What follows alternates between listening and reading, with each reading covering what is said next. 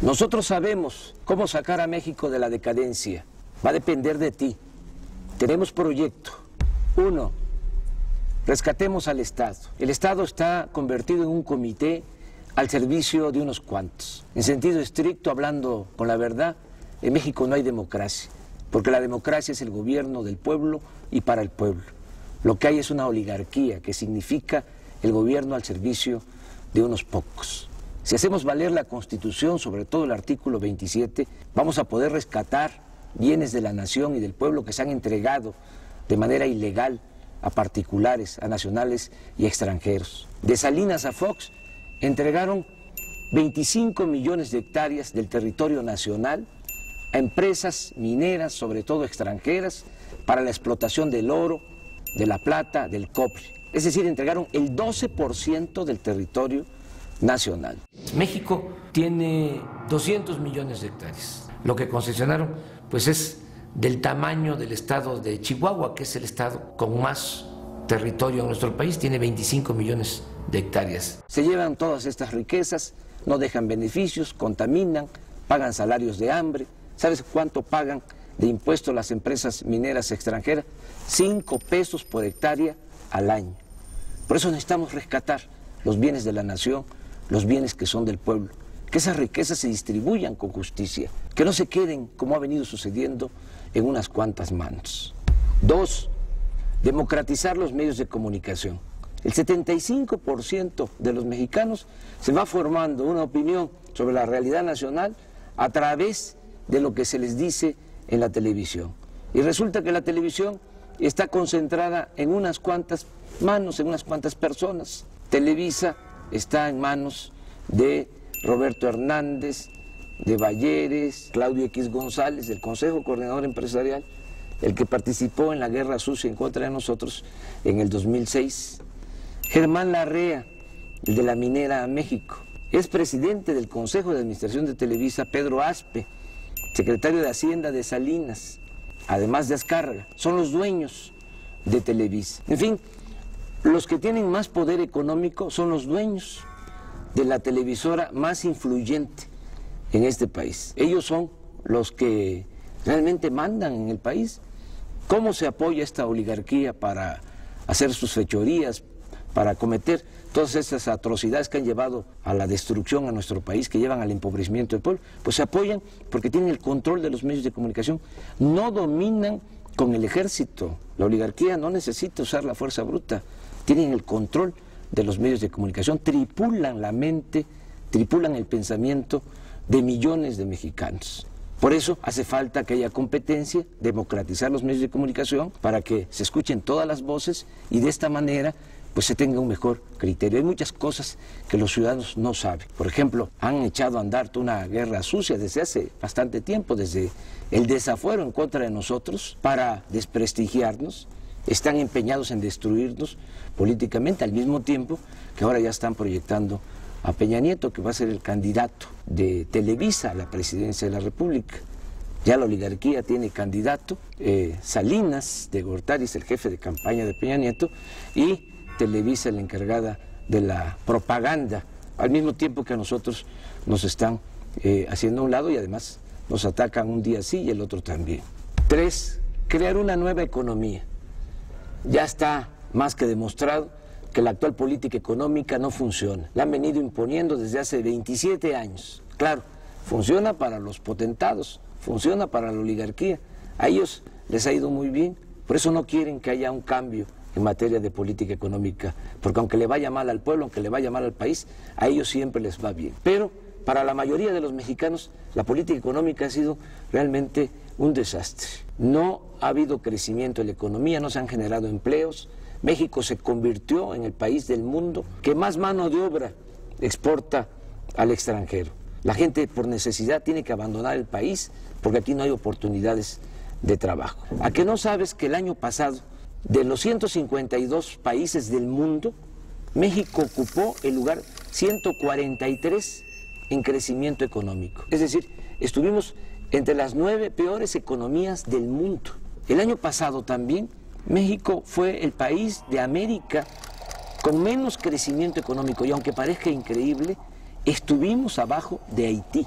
en cuanto a crecimiento económico.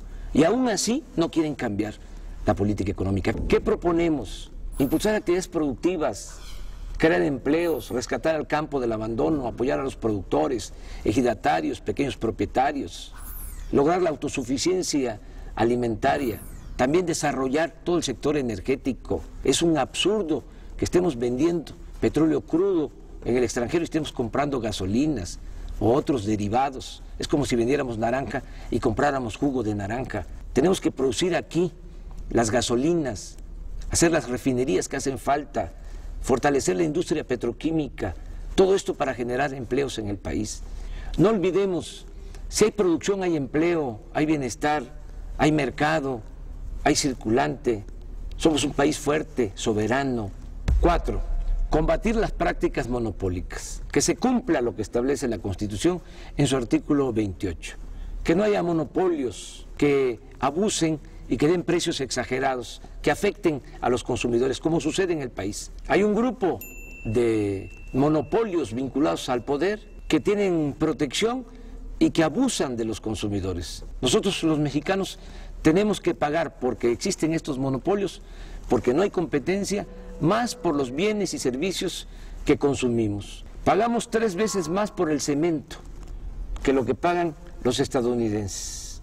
Los mexicanos pagamos también mucho más por el teléfono, por la luz, por tarjetas de crédito, por créditos hipotecarios, por el servicio de internet, y todo porque existen los monopolios. Y hacemos la comparación con Estados Unidos, cuando allá el salario mínimo es 10 veces superior al salario mínimo en nuestro país. No es justo que estemos pagando precios exagerados por la existencia de estos monopolios. 5. Abolir los privilegios fiscales. Es una gran injusticia el que los de mero arriba no paguen impuestos o cuando los pagan se les devuelve. Ya quedó demostrado, hasta el mismo Calderón lo tuvo que reconocer, que en el 2008, por ejemplo, 400 grandes empresas, las 400 más grandes corporaciones del país, empresariales y financieras, obtuvieron ingresos por 5 billones de pesos. Estamos hablando de la mitad del Producto Interno Bruto, de la mitad de la riqueza que se generó en ese año en el país. Esto también demuestra cómo se concentra el ingreso, cómo se concentra la riqueza en unas cuantas manos, en unas cuantas corporaciones en nuestro país. ¿Cuánto pagaron de impuestos? El 1.7% de sus ingresos. Cuando un trabajador asalariado, un profesionista, un pequeño, mediano empresario, pequeño, mediano comerciante, paga hasta el 30% de impuestos sobre la renta.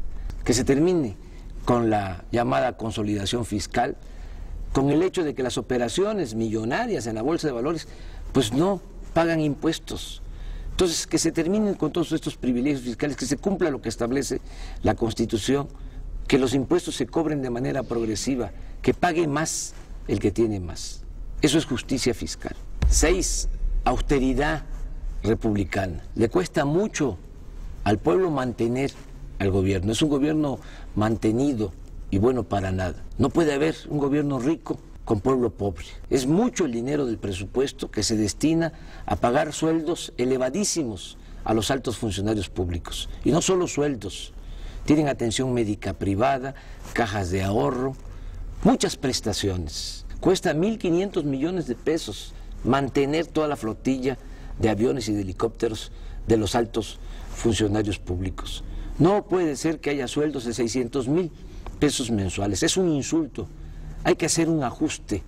Estamos proponiendo un plan de austeridad republicana para ahorrar 200,000 millones de pesos en el presupuesto y destinar estos fondos al desarrollo económico y a garantizar el bienestar de la gente. Juárez decía que los funcionarios tenían que aprender a vivir en la justa medianía. 7. Fortalecer el sector energético. Todavía es tiempo de convertir al sector energético en palanca del desarrollo nacional, utilizar bien el petróleo, utilizar bien la industria eléctrica, todo lo que tiene que ver con el gas, que es tan importante. En el caso del petróleo, pues hay que explotarlo de manera racional. Como se han dedicado nada más a extraer petróleo para vender petróleo crudo al extranjero, ahora tenemos ya una crisis por falta de producción de petróleo. En el 2004, durante el gobierno de Fox, se alcanzó una producción petrolera de 3.400.000 barriles diarios. El año pasado ya la producción fue de 2.600.000 barriles.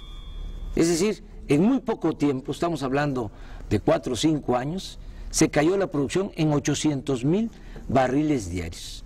Si sigue esta tendencia, en 3 o 4 años más vamos a estar produciendo 2 millones de barriles diarios. Y esto es muy grave porque entonces ya no vamos a tener excedentes.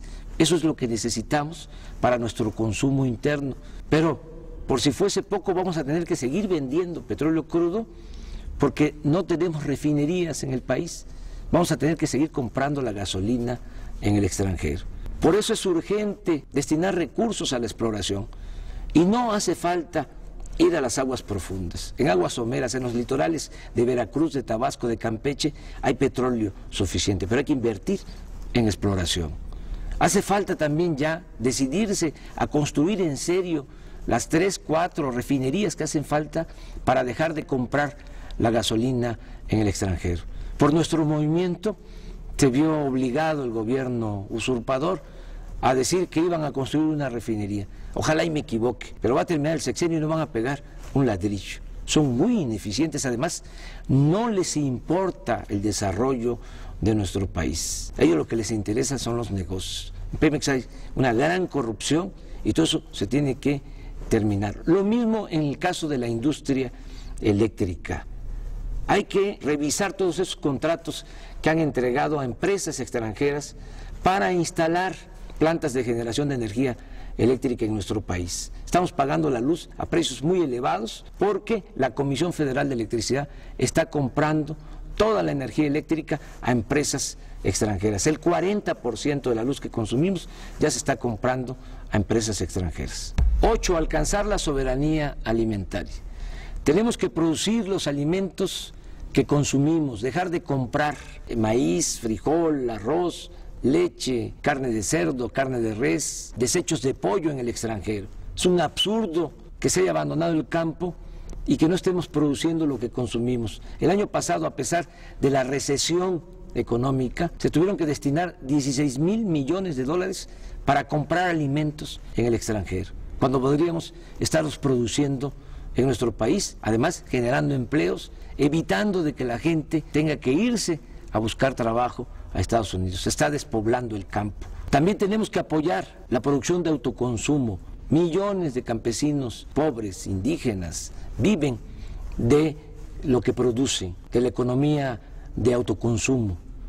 Hay que apoyarlos, ayudarlos a que sigan produciendo maíz, sobre todo, que es la base de la alimentación, y no al maíz transgénico.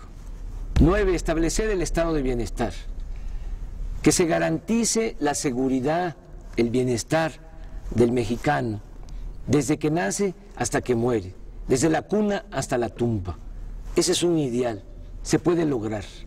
Hay que empezar por garantizar el derecho de los adultos mayores a una pensión justa. El estado de bienestar en Europa, por ejemplo, significa que a partir de los 65 años ya reciben en algunos países hasta 30,000 pesos mensuales de pensión. Eso es estado de bienestar. Nosotros tenemos que garantizar eso. Tiene que haber pensión universal para todos los adultos mayores. Tiene que haber becas de apoyo a todas las personas con discapacidad. Tiene que garantizarse la atención médica y los medicamentos gratuitos. Hacer valer lo que establece la Constitución, el derecho del pueblo a la salud. Y desde luego tiene que garantizarse el derecho a la educación. Que no se queden los jóvenes sin la posibilidad de estudiar, que no importe la condición económica, social de los padres, para que los jóvenes puedan tener acceso a la educación. No lo que ha venido sucediendo, que cada año rechazan a 300,000 jóvenes con el pretexto de que no pasan el examen de admisión en las universidades públicas, cuando la verdad es que no hay presupuesto, no hay espacio y por eso los están excluyendo. ¿Qué planteamos nosotros? Que todos los jóvenes tengan posibilidad de estudiar. 100% de inscripción en las escuelas públicas. Es mejor tener a los jóvenes estudiando que tenerlos en la calle. Ahora todo el mundo se rasga las vestiduras por esta situación de inseguridad y de violencia que desgraciadamente se está padeciendo, pero hay que entender por qué llegamos a estos extremos. En 27, 28 años no ha habido crecimiento económico, no hay empleo, sobre todo se les cerró las puertas a los jóvenes que no tienen posibilidad ni de trabajo ni de estudio. Está demostrado que no basta para enfrentar el problema de la inseguridad y de la violencia el usar al ejército, la mano dura, penas más severas. Hay que entender que la paz y la tranquilidad son frutos de la justicia. 10. Promover una nueva corriente de pensamiento, en donde lo más importante sean los valores. Esta crisis que estamos padeciendo, esta decadencia, no es nada más económica, política, social, es también de pérdida de valores. Por eso hay que impulsar un nuevo estilo de vida, en donde la mujer, el hombre, valgan por su trabajo, por su generosidad, valgan por sus acciones solidarias, fraternas, no como lo que sucede actualmente, que solo vale el que tiene, y el dinero siempre se impone, siempre aplasta, siempre domina a la dignidad, a los principios. Afortunadamente, en el México profundo, en nuestro pueblo, hay muchos valores que hay que exaltar, hay que recoger todos esos valores, toda esa reserva de valores que hay en nuestro pueblo para regenerar la vida pública en nuestro país. Abajo no hay odio, abajo no hay codicia, eso tiene que ver más con lo que han venido induciendo últimamente. Y tenemos que recordar que la felicidad no es solo acumular riquezas, no solo es acumular bienes materiales, la felicidad es estar bien con uno mismo, estar bien con nuestras conciencias y sobre todo estar bien con el prójimo. A pesar de la tragedia nacional, no nos desanimemos. Si hay salidas, no caigamos en la desesperanza. Sí podemos sacar adelante a nuestro país, sí podemos sacar adelante a nuestro pueblo. Tenemos proyecto para sacar adelante a México. Depende de ti. Y recuerda, solo el pueblo puede salvar al pueblo.